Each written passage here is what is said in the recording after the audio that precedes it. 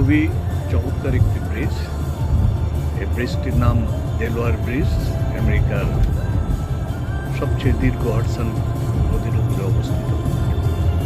আমরা new York থেকে দেলোয়ারের উদ্দেশ্যে যাচ্ছি। দেলোয়ার শহরে ঢোকার আগেই এই হাডসন নদীর উপরে এই ব্রিজটি।